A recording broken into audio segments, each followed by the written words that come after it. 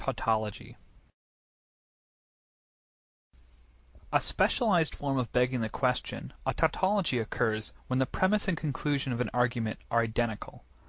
While a tautology, like A equals A, is true, and the repeated statement may also be true, a tautology proves nothing outside of itself. The anthropic principle is a tautology leading to a false dichotomy. In the following clip, notice how the setup for the anthropic principle can be boiled down to, if things were different, then things would be different.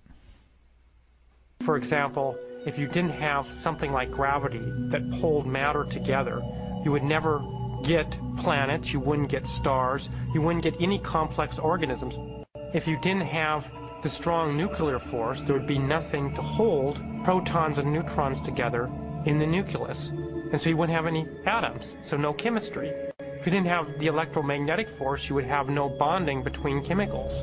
You'd have no light, and the list goes on. So you need all these sorts of fundamental principles have to be in place in order for life to occur. Wipe out one of those principles, wipe out one of those laws, no life. False premise. In a false premise fallacy, the conclusion of an argument is invalidated by an incorrect assumption in one of the premises. You can't build a house on a poor foundation. Foundational biases and ad hoc reasoning usually have a false premise at their base. Many false premises exist in creationist arguments, like a global flood occurred, evolution is incorrect, etc. But the most formalized example is the Kalam cosmological argument. The false premise is that the universe began to exist. We have no proof that the universe ever not existed. It is called the Kalam cosmological argument. The Kalam argument is deceptively simple in its formulation. It consists of basically three steps. Premise one is that whatever begins to exist has a cause. Something cannot come into being uncaused out of absolutely nothing. Premise two is that the universe began to exist. And the remarkable development that has occurred is that for the first time, we now have solid scientific evidence for the truth of that second premise, that the universe began to exist.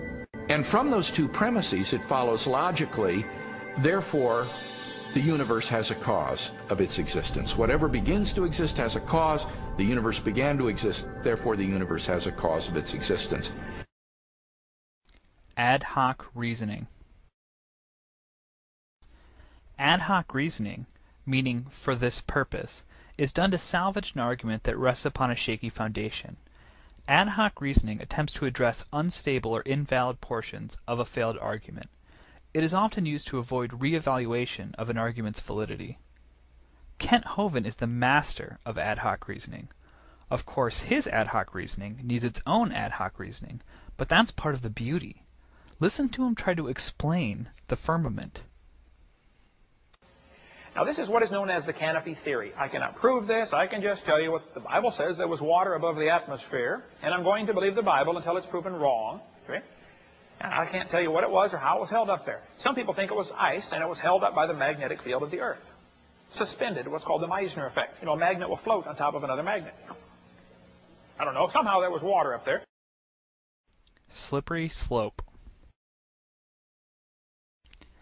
A slippery slope argument states that accepting a certain argument will lead to a chain of events that culminate in an undesirable outcome.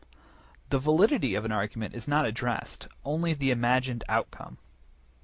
Here's Venomfang X sliding us down his slippery slope of stupidity. They'd rather believe that they came from monkeys and can act like animals. And that's why you have kids shooting up their schools, and you have kids doing drugs, and the whole society is falling apart, because everyone believes that they came from monkeys, which came from earthworms, which came from slime.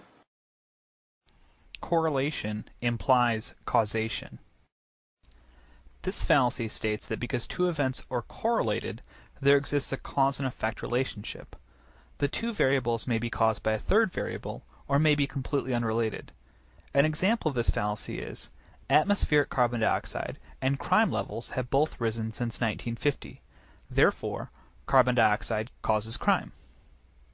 The following is also an example of an argument from verbosity, where many weak examples are given in quick succession to avoid closer scrutiny. That's Kent Hovind. More fallacies per minute. Guaranteed. Then in 1963, prayer was taken out of our school system. Anybody remember that with Madeleine Murray O'Hare? 1963 is when we saw a great rise in sexually transmitted diseases for kids 10 to 14 years of age. 1963 is when we began to see a rise in premarital sex for every age group. 1963 is when we saw a great rise in unwed birth rates for girls 10 to 14. Now the birth rates are up 100%. Pregnancies are up over 500. The difference is being aborted. Right now, 1/3 of all the kids born in the hospitals are to a couple that's not married. Creative math.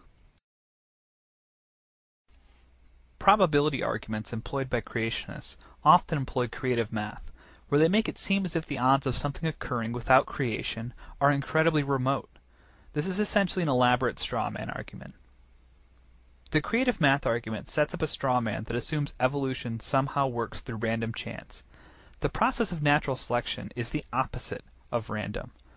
But it's real funny to watch them struggle with their big numbers. The simplest living cells require thousands of specialized proteins in order to function. A number of scientists have tried to calculate the probability of life arising by chance. Sir Fred Hoyle, a British mathematician, using a supercomputer and the assistance of graduate students, estimated only the origin of the proteins of an amoeba, 2,000 of them, arising by chance. He estimated that the probability that the proteins of an amoeba could arise by chance is 1 chance in 10 to the 40,000th power. A probability of 1 chance in 10 to the 40,000th power is absurdly small. Moving the goalposts. When the rules to obtain satisfactory completion of a goal are changed just as they are about to be attained, it is referred to as moving the goalposts. The trick is you can never meet the goal when the goalposts are continuously moved. Kent Hovind's $250,000 challenge is an example of this. You will never win the money because he will change the rules at the last moment to make sure you do not. It's shameful. Give LEG the $250,000. We offer $250,000 for anybody with any real empirical, testable, scientific evidence for evolution. The people engaged in this kind of nonsense always set up the rules that you could never win the money. Has you ever eaten a banana? Oh, yeah, I eat all kinds of food, yeah. I eat a banana, that's proof we came from rock. That's not proof of evolution. Just plain nonsense. Sometimes the failure in logic defies easy explanation. Examples in this category usually require a massive disconnect from reality, and the result is just plain nonsense. And who else could so eloquently exemplify this category? Dinosaurs were just big lizards that lived with Adam and Eve before the flood came. You know, there really was a fire-breathing dragon. You say, now, Brother Hovind, you don't believe in fire-breathing dragons, do you? Well, yeah, I do. Outright lie.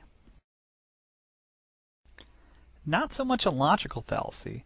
The outright lie is simply deception in its purest form.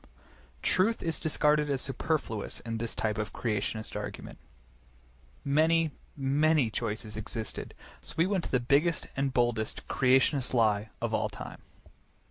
That biology is now entering what can only be described as a revolution, because the evidence is so overwhelmingly against the conventional neo-Darwinian view. Hopefully, now that you're aware of the logical flaws in these arguments, they will not work any longer, and creationists will cease using them.